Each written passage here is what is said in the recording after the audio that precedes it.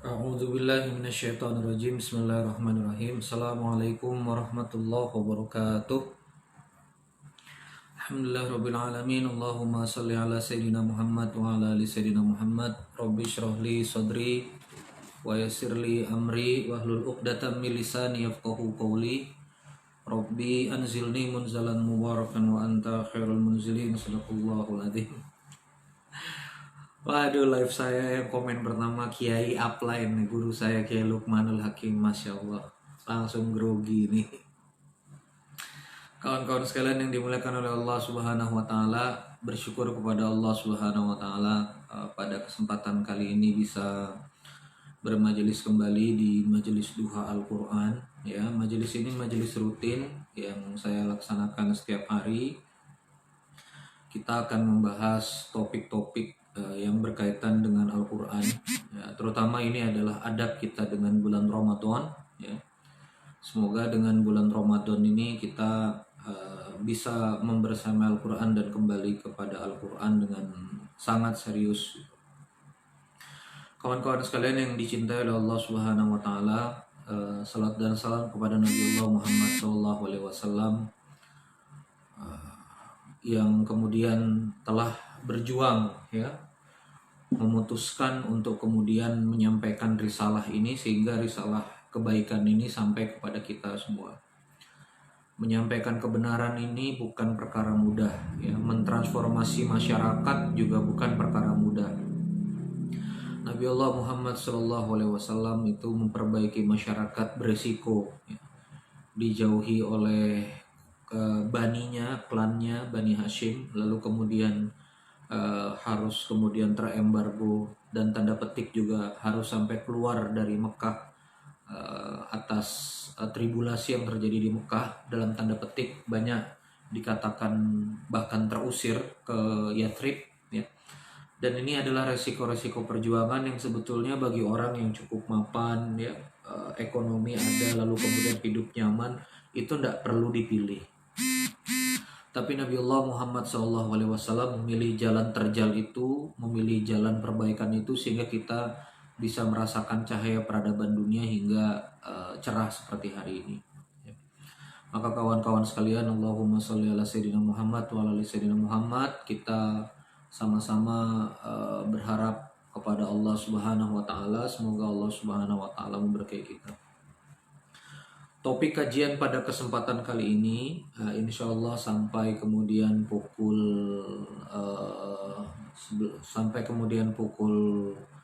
12 lebih sedikit mungkin, ya, jam 11.30 mungkin, ya, sekitar 1 jam ke depan, adalah tentang birrul walidain, ya. Kenapa kita belajar tentang birrul walidain? Ya. Karena birrul walidain ini adalah salah satu pilar baiknya kehidupan seseorang. Kalau kita belajar kitab akhlak, ya, kitab adab, maka bab pertama itu tentang akhlak adalah birrul walidain, ya. Jadi para ulama tafsir itu bersepakat, ya, para alim ulama bersepakat bahwa orang tua kita adalah kedua sosok manusia yang paling berhak atas baiknya diri kita, ya. Orang tua kita itu adalah sosok yang paling berhak atas baiknya adab diri kita. Maka dari itu, kawan-kawan sekalian, orang tua itu kalau misalnya kemudian dia disakiti, ya, itu luar biasa. Salah sikap kita itu luar biasa sekali dampaknya. Maka saya teringat satu hadis Rasulullah SAW, ya, yang akan menjadi pondasi sebelum kita masuk kepada Al-Quran yang lebih sangat mendalam, yaitu kullu dzunub yuakhirullahu ta'ala minha. Kullu dzunub, setiap dosa, yuakhirullahu ta'ala minha, Allah akhirkan azabnya, balasannya, illa kecuali uquqal walidain, Uququl walidain itu menyayat atau durhaka kepada orang tua. Ya. Itu yu'ajilullahu ta'ala, Allah percepat, ya, Allah percepat azabnya itu fit dunia qoblal mamat, di dunia sebelum matinya. Kalau kita dosa apa gitu sama yang lain-lain itu bisa nanti diampuni, tapi untuk dosa sama kedua orang tua, menyakiti perasaan orang tua itu kontan adanya, ya. Jadi balasannya itu teramat sangat kontan. Nah, makanya ini kawan-kawan perlu hati-hati. Sebentar ya, saya lupa nyolok chargernya ini. Nah, kawan-kawan sekalian, ya, maka dari itu kita mesti belajar ini kepada kedua orang tua itu, sikap yang dituntut oleh Quran itu seperti apa, kita mesti belajar. Baik, kita akan buka yang kita pelajari ada di dua bagian. Yang pertama di surah Al-Isra, ya. Kawan-kawan yang memang sudah berniat bermajelis bersama saya setiap hari, ya, silakan dibuka Al-Qur'annya, atau yang menyaksikan ini tayangan tunda, silakan dibuka Al-Qur'annya, ya. Ini banyak yang menyarankan kenapa nggak di YouTube kan Kang Randy, saya nyamannya begini dan ngertinya begini. Nanti kawan-kawan yang mau YouTube kan silakan lah, ya. Para YouTuber yang mau mereupload, ya, reuploader ulang di channel-channelnya masing-masing, saya persilahkan saja, bebas, ya. Tapi kemudian yang urut ini nanti ada di Facebook, ya. Jadi kawan-kawan sekalian, kita akan belajar dua bagian, ya. Tolong dibuka Qur'annya supaya kemudian, karena kita metodologi kajian Majelis Duha Al-Quran ini, kita akan bahas makna kata per kata, keberadaan satu huruf aja, kemudian kita akan bahas mendalam untuk kemudian nanti kawan-kawan bisa mengerti suasana ayatnya seperti apa, ya. Jadi Majelis Duha Quran ini kenapa saya adakan, karena ketika saya belajar Al-Quran, ada satu pemahaman yang akhirnya saya dapatkan, bahwa terjemah Al-Quran itu tidak cukup bisa menggambarkan suasana ayat, ya. Konteks tujuan ayat dan nilai rasa dari ayat itu susah sekali. Kenapa? Karena sastra Quran ini sangat begitu mendalam, ya. Misalnya menyebut awan saja itu ada beberapa frasa bentuk. Menyebut manusia, kadang basyar, kadang insan. Ini ada nilai rasa yang berbeda, ya. Jadi nilai rasanya itu yang harus kemudian kita pahami, ya. Maka dari itu saya minta dibuka Al-Qur'annya untuk kemudian sama-sama kita simak, ya. Bagian pertama adalah surah Al-Isra, surah ke-17, ya, ayat 23 dan 24, ya, 23 dan 24. Saya akan bacakan. A'udzubillahi minasyaitonirrajim. Bismillahirrahmanirrahim. Wa qada rabbuka alla ta'budu illa iyyah. Wa qada, telah ditetapkan. Qada, qadar. Kalau qada, ketetapan yang kemudian ditetapkan oleh Allah Subhanahu wa taala, itu qada, sebuah ketetapan yang mutlak, ya. Siapa yang kemudian mengkodokan? Rabbuka. Wa qada rabbuka. Ini gak main-main. Telah ditetapkan oleh Rabbmu. Nah, baca ayatnya begitu. Allah ta'budu, janganlah kamu menghamba, ya. Janganlah kamu kemudian menghibah, janganlah kamu kemudian merendah-rendah. Di dalamnya berarti iyyaka na'budu wa iyyaka nasta'in. Janganlah kamu meminta-minta, janganlah kamu menuruti. Allah ta'budu illa iya, kecuali kepadanya, ya, kecuali kepadanya. Maka wa qada rabbuka alla ta'budu illa iya adalah perspektif tauhid. Ini menarik ini. Nanti kita akan bahas kenapa ayat ini awalnya perspektif tauhid. Langsung dilanjut wabil walidaini ihsana. Wabil, ya. Dan dengannya walidaini ihsana, ya. Berbuat kepada kedua orang tuamu walidaini, dua orang tuamu, ihsana, berbuat yang sangat baik. Dan kamu, ya, hendaklah berbuat, di sini terjemahannya, dan hendaklah berbuat baik kepada ibu bapak. Ya. Kalau di sini wabil walidaini ihsana, dan dengannya berbuat baiklah kepada orang tua. Ada yang menarik di sini, ya. Dan ayat 23-24 ini kok bicaranya tentang orang tua, tapi di awal ayat 23 adalah tentang tauhid. Ini rahasia Quran, kodifikasi Quran. Apa maknanya? Ya, kita baca perspektif pertamanya bahwa ketaatan atau syariat tauhid, ya, yang mana itu merupakan syariat yang sangat fundamental di dalam Al-Quran, di dalam Islam, ya, beribadah kepada Allah, ya. Bayangkan kalau orang itu kemudian syirik, nggak bisa masuk surga. Kalau misal orang itu ada keimanan, dia bisa masuk surga. Wa qadara rabbuka alla ta'budu illa iyyah wa bil walidaini ihsana, berarti bakti kepada orang tua itu setara, ya, fundamental ajarannya, atau sangat teramat penting, ya, hampir sejajar, ya, dengan kemudian urgensi dari perintah tauhid. Bukan berarti Allah dan orang tua itu sejajar, enggak, tapi nilai syariatnya, ya, nilai perhatian yang Allah ingin berikan. Makanya bukan sekedar bukan sekedar wow saja, tapi pakai wabil walidain, bukan wa walidaini ihsana. Kan harusnya bisa saja wa qadara rabbuka alla ta'budu illa iyyah wa walidaini ihsana, tapi kemudian ini wabil, dan dengannya, dan maksudnya dengan itu, dengan apa, dengan ketauhidanmu itu, kamu juga harus berbuat baik kepada orang tua. Nah, makanya ini fundamental, kawan-kawan sekalian. Maka di sini Rasulullah SAW, ridha Allah fi ridhal walidain wa sukhtallah sukhtil walidain. Ridha Allah itu ridhonya orang tua, wa sukhtallah sukhtil walidain, dan murkanya Allah itu adalah murkanya orang tua, ya. Kenapa? Karena perspektifnya adalah orang tua itu adalah wakil Allah di muka bumi pada saat kita dilahirkan.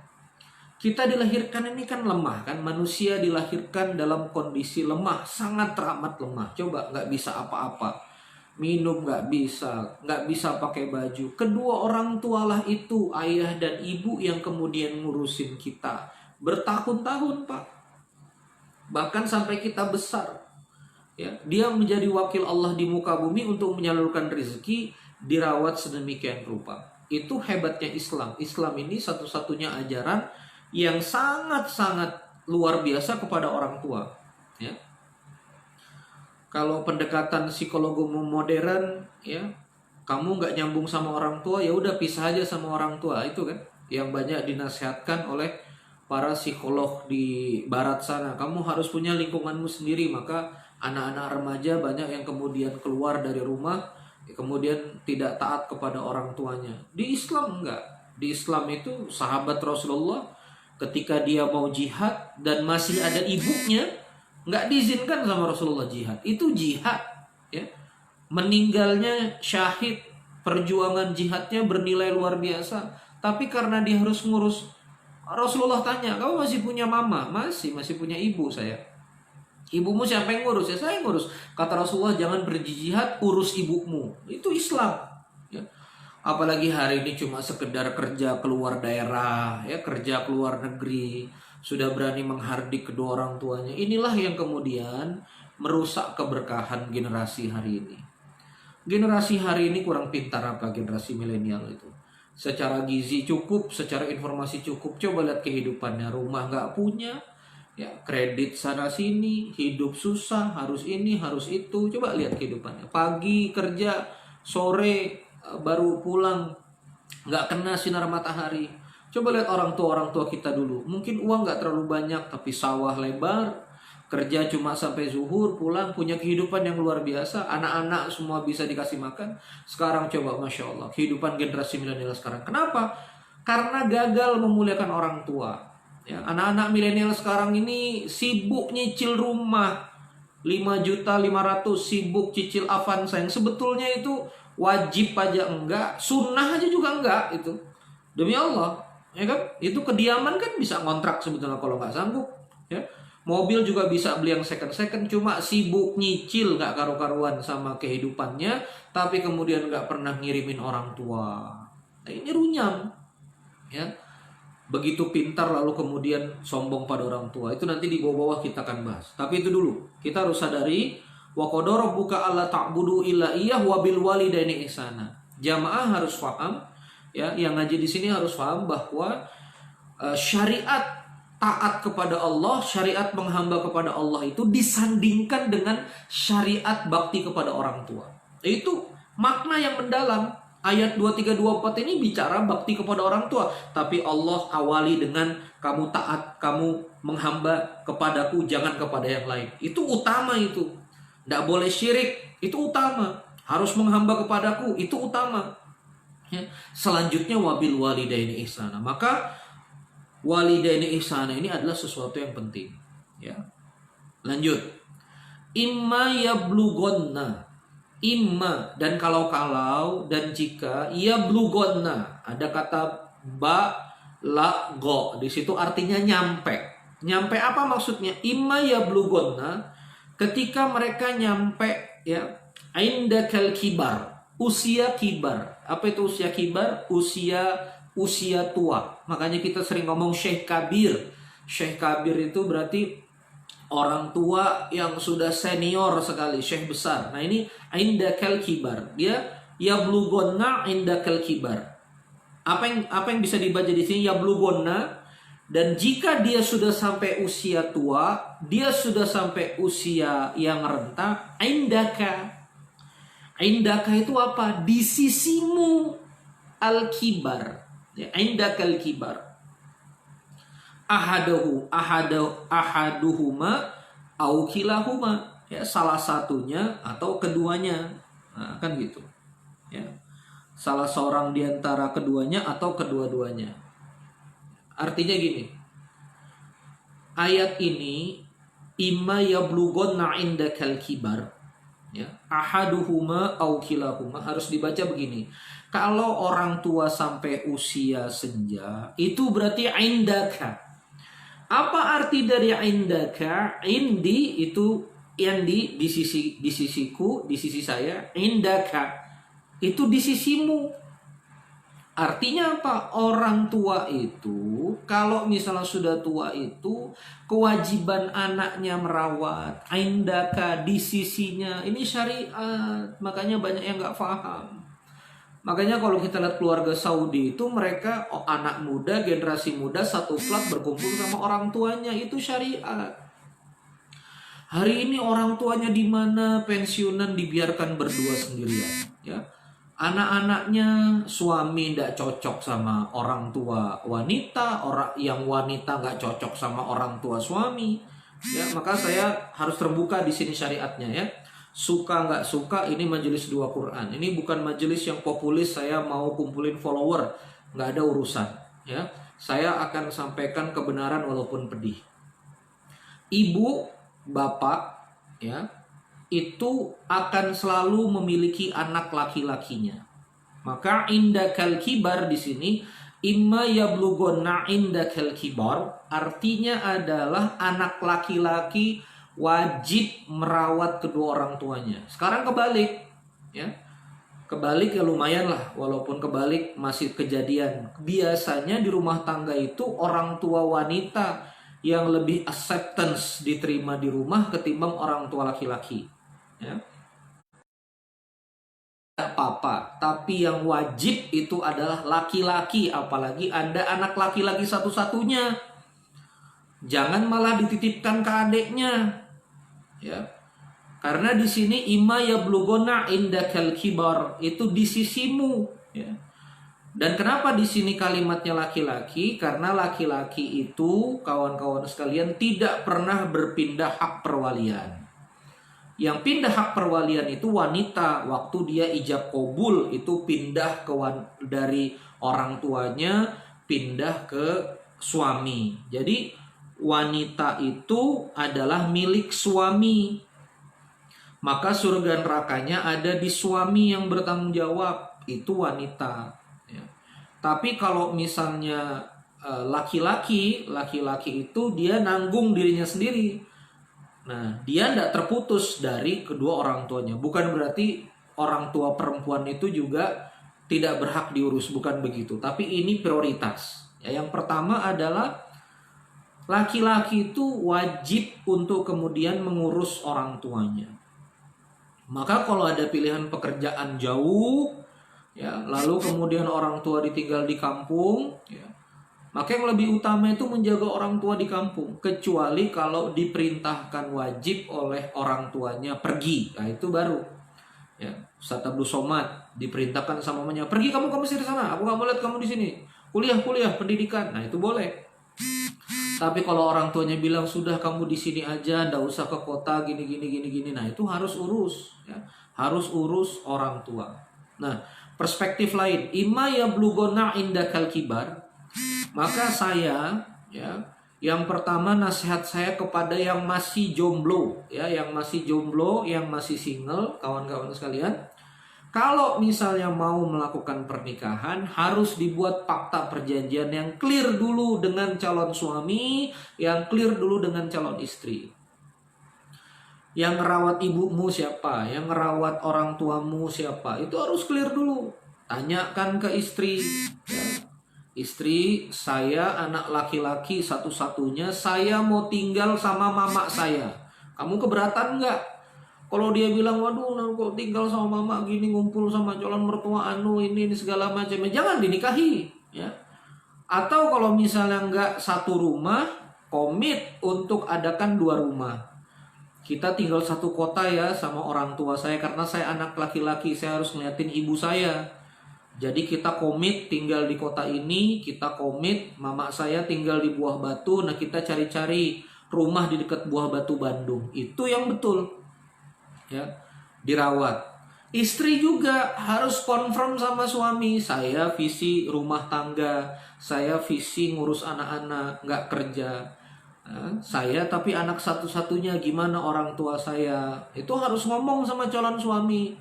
Calon suami juga harus ngerti, oke, nanti saya yang tanggung hidup orang tua kamu, bismillah insyaallah. Nah, karena bakti kepada orang tua kalau sudah nikah itu orang tuanya 4. Ya. Orang tua istri itu ya orang tua Anda juga, mertua Anda itu ya juga berhak mendapatkan adab yang paling baik.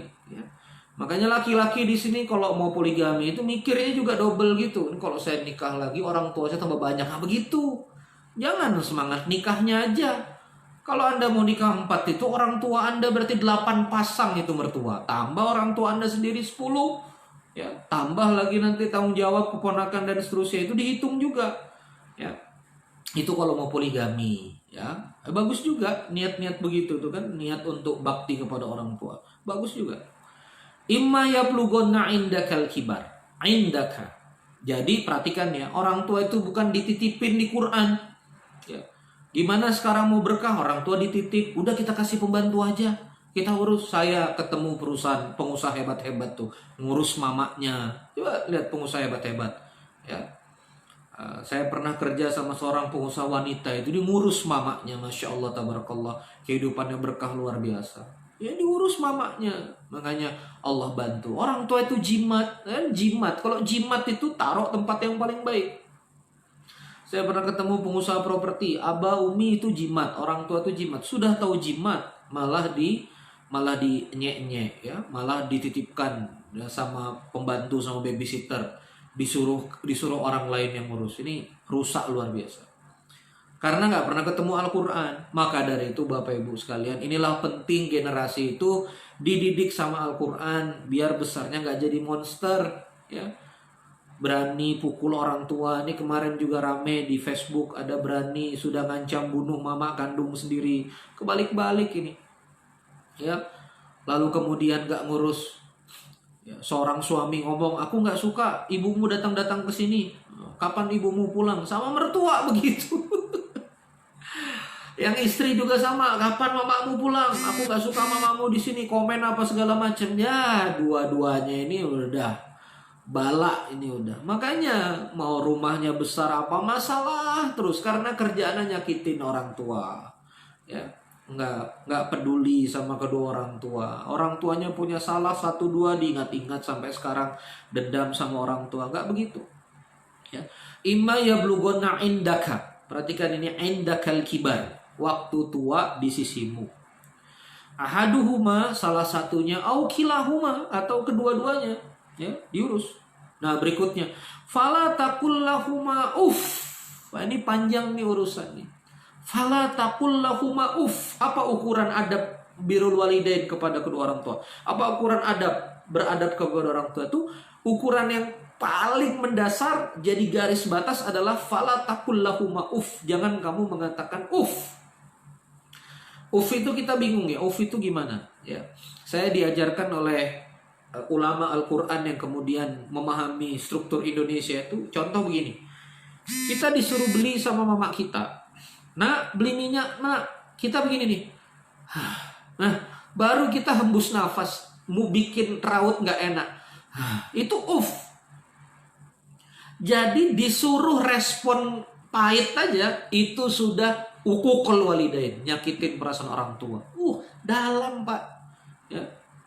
Sama orang tua itu beli minyak dulu, ya. Nih bawa dulu ke rumah sana, siap. Bawa mama ke pasar, oke. Ini ngantar mama ke pasar, belain Mobile Legend daripada ngantar mama ke pasar hari ini. Masya Allah, tabarakallah. Apa yang disuruh mamanya nggak dilakukan, ya. Mamanya nggak diperhatikan, rusak. Ya. Fala taqul lahuma uff. Janganlah kamu mengatakan uff, apalagi komplain, apalagi menghardik. Ya.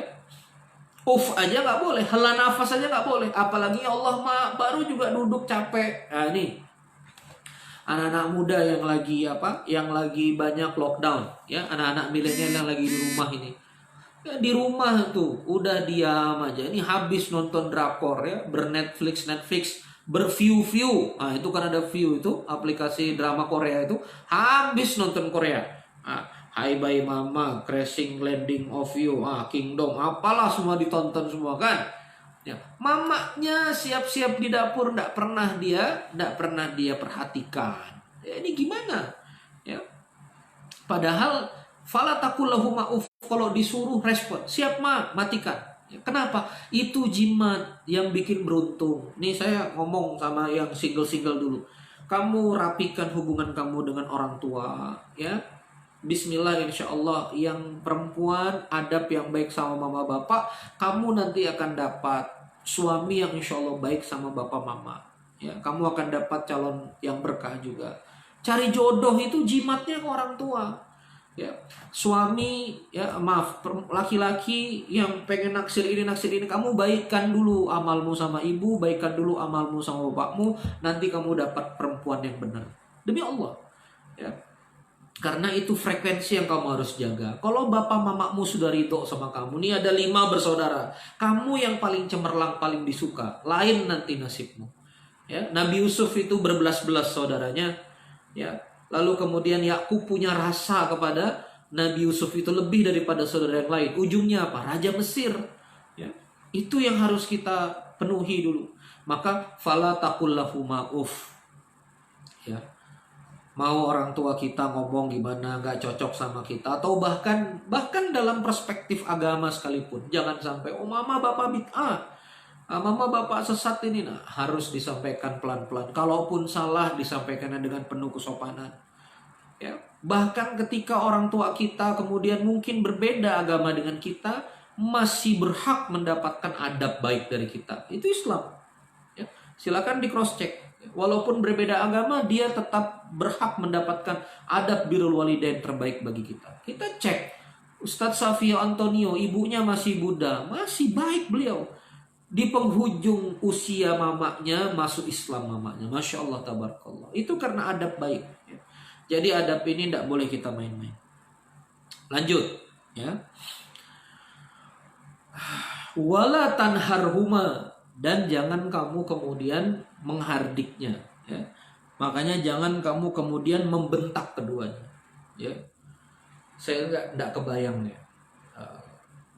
Sudah dewasa, sudah kerja, bisa maki-maki bapak mama nggak tahu apa-apa gini gini gini gini, bisa banting pintu. Terus saya nggak kebayang. Orang tua kita itu betul-betul luar biasa. Wala tanharhuma, jangan dibentak. Takut saya kelupaan. Ini syariat di dalam Islam. Seorang anak lapor kepada Rasulullah, ya Rasulullah, bapakku ngambil hartaku gini gini gini gini gini, mencuri dariku. Kata Rasulullah, panggil bapaknya, panggil bapakmu. Akhirnya tanya Rasulullah, betul ayah, Anda mengambil harta orang tua, salahkah saya? Saya membesarkannya begini begini begini begini. Kata Rasulullah kepada anak itu, kamu dan hartamu milik ayahmu. Nah, itu konsep dalam Islam kepada anak laki-laki. Kamu dan hartamu milik kedua orang tua. Ini serius loh Pak. Serius ini kawan-kawan. Orang tua itu berhak atas harta anak-anaknya. Sekarang orang tua datang ke anaknya pinjem uang. Coba gimana nggak bergetar arasy Allah ini, murkanya. Orang tua datang ke anaknya pinjem uang untuk bayar listrik sama makan. Orang tua dari suami. Begitu pinjam, suami nanya lagi ke istri, boleh nggak dipinjemin? Kata istrinya, setengah aja, mamamu suka nggak kembalikan. Oh, dua-duanya error. Salah pertama, kok bisa sampai orang tuanya pinjam? Itu kan berarti tidak ada kepedulian sama orang tua. Salah yang kedua, kok keuangan semuanya di istri? Siapa yang mengajarkan semuanya ditaruh semua di istri? Syariat mana itu yang mengajarkan semua penghasilan laki-laki ditaruh semua ke istri? Nafkah iya. Akhirnya sekarang laki-laki nggak punya kewam, ya, disuruh-suruh, diinjek-injek di rumah tangga. Nah, hari-hari itu kejadian nih. Ya, laki-laki nggak ada kepemimpinannya. Mau ngasih orang tuanya aja, mau ngasih keluarganya aja, ngendap-ngendap sama istrinya. Ya. Saya terus terang aja, ini penyakit akibat kita lepas dari syariat. Akibat kita lepas dari syariat. Banyak kepemimpinan laki-laki yang lemah, banyak kepemimpinan suami yang lemah, banyak juga istri yang akhirnya durhaka juga. Nah, ini akibat nggak kembali pada syariat. Wala tanharhuma, dan jangan kamu bentak keduanya. Wa qul lahuma qaulan karima, dan berkatalah keduanya dengan perkataan yang karim. Kurma, karim, perkataan yang baik, ya. Maka sama orang tua itu berbaik-baiklah perkataan. Nah, dijelaskan di ayat berikutnya. Nah, ini penting di ayat berikutnya ya. Kalau wa qul lahuma qaulan karima itu pilih kalimat yang sangat baik kepada orang tua. Ayat yang ke-24, wahfid lahuma janahadzul minar rahmah. Wahfid lahuma, ya, wahfid lahuma itu janahadzul, dan apa ya? Wahfid lahuma itu janah di sini itu sayap. Wahfid lahuma janahadzul itu artinya rendahkanlah sayapmu. Rendahkanlah kedua sayapmu sampai kemudian hina, adzul, ya. Qulillahumma malikal mulki tu'til mulka man tasya, ya. Wa tu'izzu man tasya wa tudzillu man tasya. Dialah yang memuliakan, dialah yang menghinakan. Adzul itu adalah posisi sangat hina. Wahfid, rendahkanlah, lahuma kedua sayapmu, janah sayap, ya. Dzulli minar rahmah, rendah dengan penuh kasih sayang. Nah, ini namanya nilai rasa. Kenapa Quran berbicara tentang sayap? Ya. Salah satu teorema dari psikologi binatang, burung, kalau dia menyombongkan diri dan ingin menunjukkan kekuasaannya, dia lebarkan sayapnya, merak, ya kan? Bulunya dikembangkan, ya. Ayam, nah itu dia mengembangkan sayapnya. Itu adalah bentuk kesombongan, keangkuhan, kebesaran. Kalau dia merendah, takut, maka sayapnya mengkeret. Nah, apa itu psikologinya? Psikologi merendah, psikologi tunduk. Jadi kepada kedua orang tua, mau Anda ustadz, hafal Quran, bapak mama Anda tahsin aja nggak ngerti misal, Quran aja misalnya juga nggak paham, nggak boleh tiba-tiba angkat kepala tahu banyak syariat daripada kedua orang tua, langsung bapak mama nggak tahu apa-apa, ini dengerin saya. Nggak boleh begitu. Wakhfid lahuma janaha minadzul, sama orang tua itu merendah, dan terus merendah. Seorang alim ulama, masya Allah, saya lupa ini kisahnya. Kalau tidak salah ini kisahnya di Abu Hanifah, ya. Kalau tidak salah, ibunya Abu Hanifah. Jadi mamanya itu ingin bertanya sebuah perkara, ya. Kata mamanya, saya punya masalah perkara begini, tapi kan kalau ditanyakan ke kamu kan nggak paham. Ini ada syekh yang lebih paham, nah gitu. Akhirnya dia tanya kepada syekh itu. Nah si syekh ini nanya ke Abu Hanifah lagi. Si syekh ini nanya, muter lagi ke ulama yang orang tua ulama ini. Dia nanya lagi. Nah akhirnya diberitahu sama si syekh itu begini. Akhirnya si ulama yang tadi dirujuk sama ibunya ini, ya, dia beritahu, Bu, solusinya begini. Sampai rumah, mamanya ngomong sama anaknya, tuh kan, Ustadz saya nih paling keren, jawabannya begini. Padahal itu jawaban dari anaknya, ya. Tapi imam, ya, sang ulama ini tidak kemudian mengatakan, itu jawaban dari saya, Mak. Itu jawaban dari saya, Mak, bukan dari dia. Nggak kayak gitu, kawan-kawan sekalian. Itu bentuk dari wakhfid lahuma janaha minadzul, ya. Kadang-kadang kita ketemu ayah kita, ibu kita punya pendapat begini. Kalau itu nggak fundamental, iyakan aja kan, nggak masalah juga. Iya. Kalau misalnya ternyata itu hoax atau palsu, ya kita beritahu, Ma, ini Ma sebetulnya hoax, mohon maaf, dengan kalimat-kalimat yang lebih baik gitu. Jadi kita dengarkan yang betul, tunduk, ya. Makanya hati-hati betul berinteraksi dengan orang tua, jangan sampai kemudian sombong lalu kemudian besarkan sayap gitu. Saya pernah ngantri di sebuah restoran, ya, karena antriannya lama gitu, lalu kemudian dipanggillah nomor 42. Si bapak ini kayaknya nggak sabar, dia masuk, oh 42 saya gitu.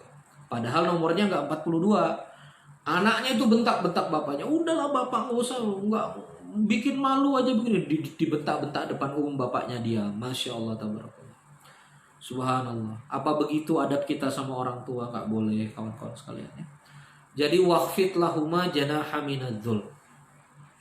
Maka kawan-kawan mau sepintar apa, mau sekaya apa, ya, mau apa jadi internet marketer sudah miliaran, masuk ke rumah ibumu, masuk ke rumah orang tuamu, rendahkan.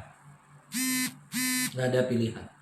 Mau sudah hebat bisa penjualan berapa. Atau kadang-kadang kita ngerasa sudah transfer orang tua 10 juta, 20 juta, kita merasa sudah bisa lebih di atas kedua orang tua kita. Nggak nyambung, kawan-kawan sekalian, ya. Ibnu Umar, anaknya Umar bin Khattab, itu mendapati jamaah haji dari Yaman, menggendong ibunya, haji menggendong ibu dari Yaman, jalan kaki digendong di kedua pundaknya ini. Lalu kemudian sampai Mekah, ketemu sama Ibnu Umar, bertanyalah anak muda dari Yaman ini, wahai Ibnu Umar, aku sudah gendong mamaku haji ini, pulang pergi ini haji, apakah kemudian aku sudah bayar semua bakti kepada mamaku? Apa kata Ibnu Umar? Satu tetes, satu teriakannya saja kamu gak bisa bayar ketika dia melahirkanmu. Satu kali erangan orang tua kita tuh, satu tetes darah mama kita itu, mau kita bayar, kata Ibnu Umar, 100 kali kamu bolak-balik Yaman sampai Mekah ini, kamu gak akan bisa bayar bakti orang tua. Jadi anak-anak muda baru kirim orang tua 5 juta, 10 juta, sudah rasa di atas orang tua. Dari mana, bro?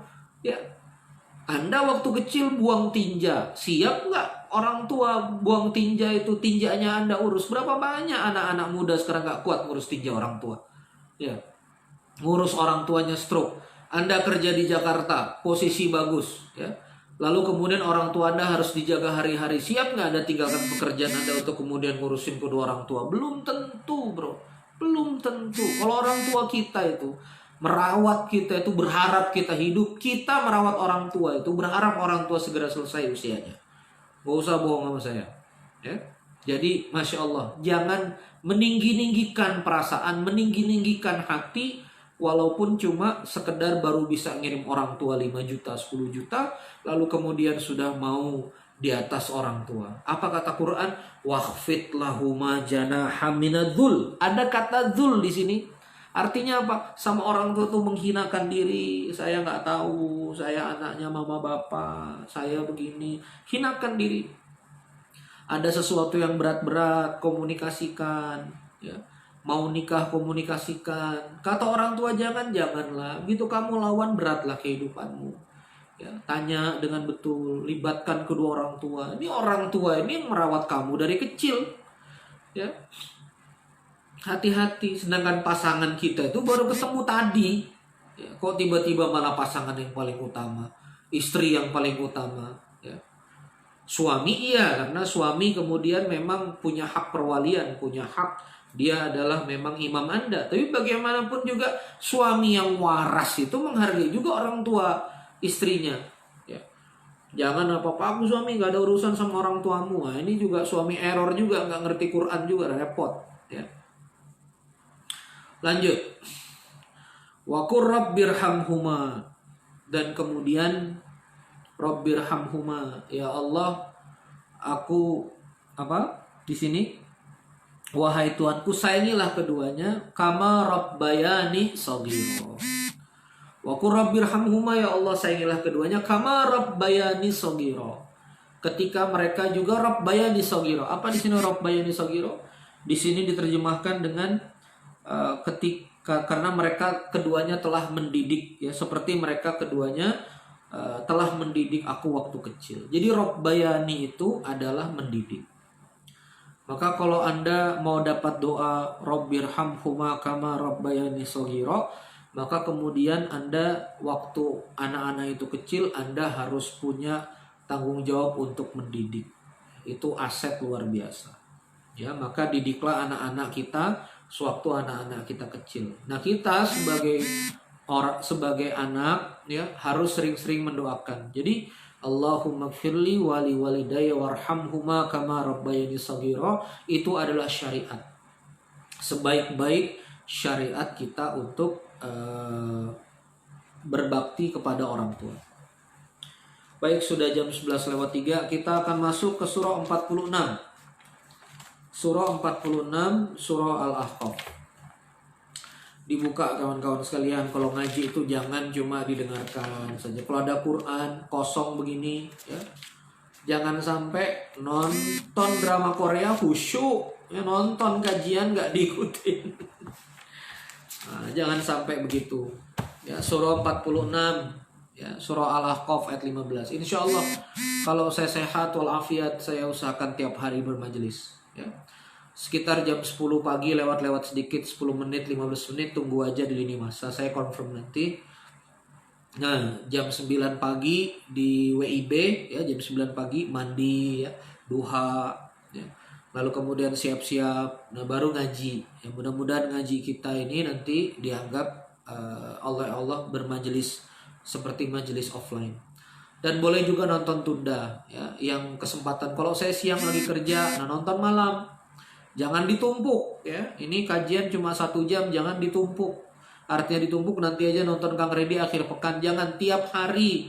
Kalau mengikuti majelis duha Quran, karena ini videonya tiap hari, Anda tonton tiap hari. Dedikasikan waktu. Ba'da Isya ngaji sama WRS. Ya, Ba'da Isya ngaji sama WRS, ngaji. Buka Quran Ba'da Isya, putar ulang. Nah, begitu caranya. Ya. Kalau misalnya film aja kita kuat, masa yang sekedar 1 jam 40 menit kita nggak kuat. Ya. Jangan sampai. Saya keras begini karena target dari video ini video kaderisasi, ya, karena saya ingin memang mengkader kawan-kawan sekalian untuk kemudian kita sama-sama dekat dengan Quran. Baik, ya, kita akan bahas ayat 15 ini. A'udzubillahi minasyaitonirrajim. Al-Ahqaf surah 46 ayat 15. Wa wassaynal insana. Ya. Wawasoinal di sini diterjemahkan kami perintahkan kepada manusia. Wawasoinal insana itu asal kata ruh dari kalimatnya adalah wasiat. Jadi kami wasiatkan kepada manusia. Bukan sekedar perintahkan. Kalau perintahkan itu kutiba, itu menetapkan juga, memerintahkan puasa. Ya ayyuhalladzina kutiba alaikumusiyam, itu memerintahkan juga. Wa qada, menetapkan. Nah ini masa perintah juga. Ini wawassoinal, kalimatnya beda. Kalau beda itu ruh, rasa yang kita terima dalam Quran juga harus berbeda. Maka wawassoinal insana, aku wasiatkan kepada manusia. Apa wasiat itu? Wasiat itu kan kalau kita punya pesan yang penting kita wasiatkan kepada generasi. Itu namanya wasiat. Ini wasiat saya. Ini Allah mewasiatkan kepada manusia. Tidak main-main kawan-kawan sekalian. Ini wasiat. Siapa yang berwasiat? Allah Subhanahu wa Ta'ala mewasiatkan kepada manusia. Ini wasiat. Coba dirasakan tuh. Allah ngasih wasiat ini. Ya, berarti wejangannya wejangan, perintahnya perintah kan? Fokusnya fokus, intinya inti, kan gitu yang harus kita rasakan. Wa wassainal insan, Allah wasiatkan kepada manusia, ya. Wa wassainal insana biwalidaini ihsana, untuk kemudian berbuat ihsan kepada kedua orang tua, ya. Hasan ihsan, superlatif, ya. Good, better, best. Ihsan itu best, ya. Ihsan itu kalau bunuh binatang, ya, pisaunya tajam, bunuh tepat di nadi, ya, dan kemudian tidak menyiksa binatang, itu ihsan. Hadisnya di hadis ihsan. Nanti kita akan bahas di lain kesempatan. Jadi wawassainal insana biwalidaini ihsana. Rasakan betul, waduh. Wasiat hidup kita sebagai manusia itu berbuat baik sama bapak mama. Kita menikah untuk buat baik sama bapak mama, bukan nyakitin bapak mama. Kita bekerja untuk buat baik sama bapak mama, ya. Kita kemudian hidup buat baik sama bapak mama kita, ya. Maka kalau kita, terutama laki-laki nih, karena kuncinya di laki-laki. Laki-laki itu kalau sudah lihat istri, Masya Allah, istri di rumah saja, dia punya saudara misalnya bahkan 7 misalnya, ya, 7 bersaudara, dia punya saudara 6 misalnya begitu. Tapi kemudian punya keterbatasan ekonomi, ya. Anda jualan online-nya bagus, Anda-nya bagus. Perhatikan orang tuanya istri, ya. Saya kadang-kadang dengar suami ini kan, saudaramu banyak, ya. Urus dong, itu kan kakakmu ada laki-laki, kenapa kok saya ngurusin ibumu? Masya Allah, ini error juga punya suami begini nih. Ya, maka para suami saya tegur keras ini. Kalau Anda berlebih, yang perhatikan itu dua sisi nih. Orang tua Anda, mertua Anda, perhatikan. Istri Anda itu dirawat sama orang tuanya dari kecil, Masya Allah, tabarakallah, ya. Anda ngambil cuma seperangkat alat sholat sama sekedar mahar aja, itu dirawat, investasi, perhatian, materi, rasa dari kecil. Tiba-tiba begitu Anda take over, lalu kemudian Anda nggak perhatian sama kedua orang tuanya. Maka ini juga yang membuat rusak, ya, tatanan sosial masyarakat Islam ini. Karena suami tidak memperhatikan keluarga mertua, orang tua mertua, istri jadi kerja, ya. Kerja itu nanti perdebatan fikih lah. Tapi kemudian kalau harus kerja untuk kemudian supaya bisa ngasih mama bapak, kan gaji saya buat ngasih mama bapak, suami saya nggak peduli, ya. Akhirnya istri kita berhalwat di ruang kantor, istri kita harus tabaruj di ruang-ruang kerja mereka, harus kemudian bertabaruj, harus kemudian memperindah penampilan di luar mereka. Istri kita harus kerja keluar, pulang capek, nggak sempat ngurusin anak-anak.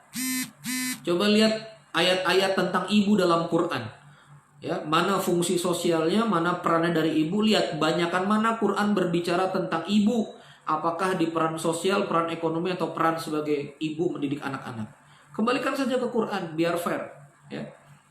Maka ini kuncinya di laki-laki. Kenapa laki-laki kemudian istri-istri kemudian banyak kemudian jadi akhirnya harus, ya, gedebak-gedebuk di ruang pekerjaan yang penuh rawan kemaksiatan, karena laki-laki nggak perhatian sama kedua orang tua dari pihak keluarga wanita.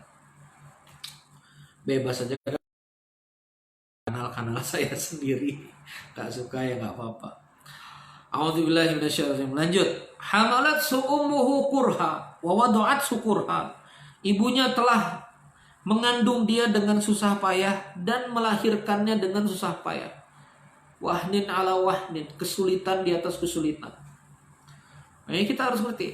Hamalat ummuhu, hamalat itu mengandung ya, memiliki tapi melekat di badan. Makanya di dalam perspektif para sahabat itu tidak ada hafizul Quran, yang ada hamilul Quran, hamil Al-Quran ya. Hamilul Quran, karena Quran itu melekat di diri mereka. Hamalat su'umuhu kurha, ibunya itu mengandungmu dengan kurha, wa wada'at sukurha, dan kemudian melahirkanmu dengan susah payah. Nah, ini Quran ingin mengingatkan kita, hamilnya berat, lahirnya berat ya. Wa hamluhu wa fisaluhu 30 syahra, hamil dan menyusui 30 syahra, 30 bulan ya. Ini nanti menjadi perspektif syariah bahwa hamil menyusui 30 bulan itu artinya kalau misalnya hamilnya 9 bulan ya, berarti kalau 30 bulan menyusuinya 21 bulan ya, digenapkan jadi 2 tahun. Tapi intinya hamil dan menyusui itu disyariatkan di Quran ini 30 bulan. Nah, sekarang gimana mau menyusui ya, 1 bulan habis melahirkan kerja ya, susunya susu pompa, pompanya salah, asinya berhenti ya kan, kalau nggak disedot anaknya kan nggak bisa mengalir ya. Ini Quran menyebut wa hamluhu wa fisaluhu 30 syahra. Ini repot lah memang ya, saya juga nggak kebayang ya kalau diamanahkan pemerintahan ini kepada kami yang ngerti Quran ini, seperti apa undang-undang kami kepada pekerja wanita itu. Harusnya lahir tuh ya ada cuti menyusui 2 tahun. Kuat gak negara bayar 2 tahun ibu-ibu menyusui ya? Ya beginilah harusnya Quran ya, beginilah harusnya hidup ya. Hatta idza balagha asyuddahu wa balagha 40 sanah. Nah, dan ketika dia kemudian sampai di usia 40, qala rabbi auzi'ni an ashkura ni'mataka allati an'amta alayya. Ya Allah, karuniakan aku syukur atas nikmat yang telah Engkau berikan kepadaku, kepada kedua orang tuaku, wa ala walidayya wa an a'mala salihan tardahu ya. Dan kemudian karuniakanlah kami amal soleh yang kemudian Kau ridhoi ya. Wa aslih li fi dzurriyyati, perbaikilah keturunan, inni tubtu ilaika wa inni minal muslimin. Sungguh-sungguh Engkau tempat aku kembali, dan sungguh-sungguh aku adalah bagian dari orang-orang yang berislam. Doa ini akan kita bahas besok ya. Qala rabbi auzi'ni an ashkura ni'mataka allati an'amta alayya, kita akan bahas besok ya. Intinya pada kesempatan kali ini kita sudah kemudian membahas tentang birrul walidain ini secara konsep, bahwa orang tua kita di surah Al-Ahqaf ini, targetan kawan-kawan sekalian, bahwa orang tua kita itu sudah berjuang luar biasa kepada kita, sudah kemudian mati-matian merawat ya. Coba diperhatikan ya, hamil itu kan nggak bisa dititip kawan-kawan sekalian. Penitipan hamil kan nggak bisa dititip, nempel. Ibu kita itu tidur balik salah, balik sini salah, nempel 9 bulan. Makan kita di situ, melahirkan juga hidup mati ya. Saya diceritain mama saya, kepala saya besar sekali itu ya. Mama saya kesakitan luar biasa melahirkan saya. Bisa nggak kita bayar sakitnya mama kita? Nggak bisa kita bayar sakitnya mama kita. Makanya ingat-ingat, waktu kita sakit, mama kita jagain kita, kurang tidur mereka. Ya, mama kita kurang tidur, bapak kita di kerjaan juga mati-matian membesarkan kita. Lalu kemudian setelah kita besar, apa lupa? Nah, coba antum merasakan. Antum aja kerja bisnis biasa lah sama temen misalnya setahun mati-matian. Tiba-tiba kerja antum nggak direken, nggak dihargai, antum rasanya gimana? Antum marah juga. Apalagi orang tua sudah kerja belasan tahun, puluhan tahun membesarkan kita. Walaupun tidak pernah berharap orang tua penuh ketulusan, yang penting kita hidup jadi bahagia. Dan orang tua itu sebetulnya nggak nuntut apa-apa. Kita bisa hidup baik, lurus, orang tua kita melihat kita sudah hidup tenang, bisa mandiri.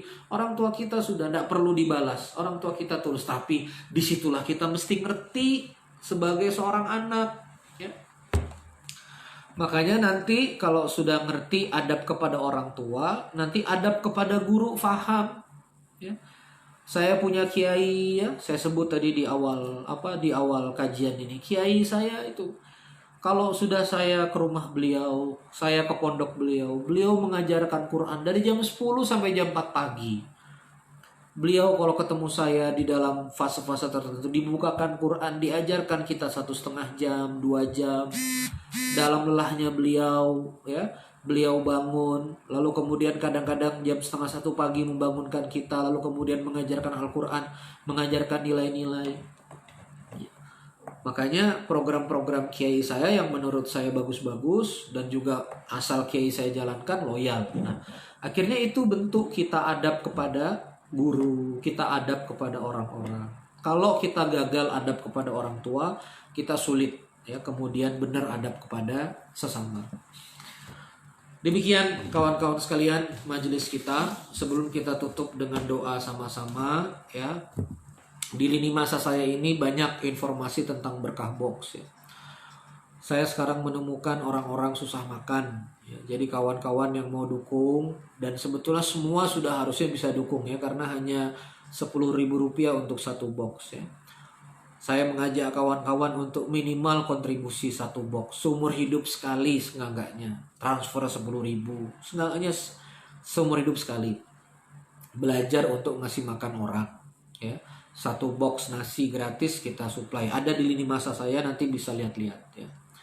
Itu berkah box ya, nanti kontaknya juga ada. Nah, teruntuk informasi-informasi khusus sengaja saya taruh di akhir biar kemudian ditonton oleh murid-murid yang memang loyal untuk nonton.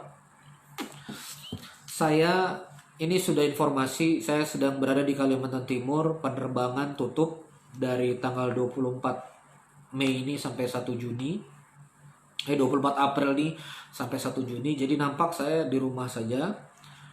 Saya membuka kesempatan untuk kawan-kawan yang ingin saya hadir ke komunitasnya kajian online. Mau itu Zoom, mau itu grup WA ya. Catat nomor kontak manajemen ini ya. Simpan dengan nomor admin MDQ ya. Ini admin Majelis 2 Al-Quran. Jadi kalau kawan-kawan sudah belajar rutin di Majelis 2 Al-Quran dan ini adalah seri keempat, kawan-kawan wajib simpan WA ini. WA-nya adalah 085956488900 ya, jadi simpan 085956488900. Saya ulangi sekali lagi, 085956488900. Itu WA admin Majelis 2 Quran. Anda WA ke sana, Kang Ustadz Randy WRS bisa nggak WRS ngisi di sini jam segini ya. Harus diberitahu WIB atau WITA ya, karena saya posisinya di WITA, waktu Indonesia bagian tengah. Anda kasih tahu bisa nggak ngisinya, nanti kemudian saya akan ratifikasi saya berkenan ngisi atau enggak, karena juga saya harus memilih ya. Nah berikutnya ya, Majelis 2 Quran kita ini kita ingin bangun menjadi majelis profesional. Jadi kita pengen bangun studio yang layak ya, peralatan yang layak, sekarang masih apa adanya. Nah, jadi kawan-kawan yang mau berkontribusi untuk infak operasional dakwah, dan sekaligus ini ada beberapa dai yang mau saya bantu, dan ini juga sebagai kas majelis ya, kita akadkan sebagai kas majelis, kas infak untuk operasional dakwah kita operasionalkan. Silahkan WA yang mau berinfak, silahkan WA ke 085956488900. Tulis saja infak operasional dakwah. Ya, Ustadz saya mau infak operasional dakwah, nanti disend ke nomor WA itu 085956488900. Nanti saya akan kasih nomor rekening ya. Jadi sambil ngaji juga harus ada ya, kalau memang lapang ya, yang lapang berkontribusi. Karena banyak sekarang saya lihat dai-dai, para ustadz-ustadz terutama yang nggak bisa akses teknologi ya, itu yang sudah kemudian terhambat ya situasionalnya, mereka berpenghasilan. Maka kita bantu penghasilan mereka, kita supply ya dengan kas majelis yang ada di MDQ ini. Kita mudah-mudahan bisa bantu para dai yang ada insya Allah. Terima kasih kawan-kawan sekalian. Kita tutup dengan doa kepada Allah Subhanahu wa taala. Yakinilah walaupun kita terpisah dari ruang dan waktu, walaupun kita terpisah tidak bersama-sama, tapi insya Allah doa kita dihitung Allah sebagai doa bermajelis ilmu. Doa majelis ilmu ini ijabah, ya, mudah-mudahan kita bisa aminkan sama-sama. Dan semoga dengan amin dari kawan-kawan sekalian, Allah Subhanahu wa taala menolong kita semua. Bismillahirrahmanirrahim. Allahumma shalli ala sayyidina Muhammad wa ala ali sayyidina Muhammad. Rabbi shrah li sadri wa yassir li amri wahlul 'uqdatam min lisani yafqahu qawli. Ya Allah, Allahumma ighfir li wa li walidayya warhamhuma kama rabbayani shaghira. Allahumma ighfir lil muslimina wal muslimat wal mu'minina wal mu'minat al ahya'i minhum wal amwat. Innaka sami'un qaribun mujibu da'wat wa ya qadil hajat. Allahumma inni as'aluka salamatan fid din wa afiyatan fil jasad wa ziyadatan fil ilmi wa barakatan fil rizqi wa taubatan qabla al maut wa rahmatan indal maut wa maghfiratan ba'dal maut. Allahumma hawwin alaina fi sakaratil maut wa najatan minan nar wa afwa indal hisab. Ya Allah, ya Rabbana, karuniakan kami banyak kebaikan ya Allah. Ya Allah, karuniakanlah Ramadan ini Ramadan terbaik ya Allah. Ya Allah, karuniakan ini Ramadan penuh berkah ya Allah. Ya Allah, karuniakan Ramadan ini Ramadan yang penuh dengan banyak-banyak kebaikan ya Allah. Ya Allah, siapapun yang sedang sulit mudahkan kehidupannya ya Allah. Ya Allah, siapapun yang berhutang lunasi hutang-hutang ya Allah. Ya Allah, siapapun yang sedang berkekurangan ya Allah, cukupkan ya Allah kekurangannya. Ya Allah, ya Rabbana, siapapun yang sedang punya masalah, berikan jalan keluar dari masalah yang ada. Ya Allah, siapapun yang sedang sakit, ya Allah sembuhkan ya Allah. Ya Allah, lindungilah ya Allah dari wabah. Ya Allah, lindungilah kami dari wabah. Ya Allah, lindungilah kami dari wabah. Bismillahirrahmanirrahim. Ma'asmi syai'un fil ardi wala fis sama' wa huwas samiul alim. A'udzu bikalimatillahi tammah min syarri ma khalaq. Rabbana atina fid dunya hasanah wa fil akhirati hasanah wa qina adzabannar. Walhamdulillahirabbil alamin. Terima kasih kawan-kawan sekalian. Insyaallah kita besok ngaji lagi ya di jam yang sama, mudah-mudahan sekitar jam 10 WIB. Kawan-kawan yang menyaksikan siaran tunda tolong dicicil nontonnya, jangan ditumpuk ya. Jadi satu hari kita ada ngaji minimal sekali ya. Ngajinya nggak pendapat ini, opini ini segala macam, kita ngaji langsung ke Al-Quran insyaallah. Terima kasih yang sudah bersamai. Wabillahi taufiq wal hidayah. Subhanakallahumma bihamdika asyhadu an la ilaha illa anta astaghfiruka wa atubu ilaik. Wassalamualaikum warahmatullahi wabarakatuh.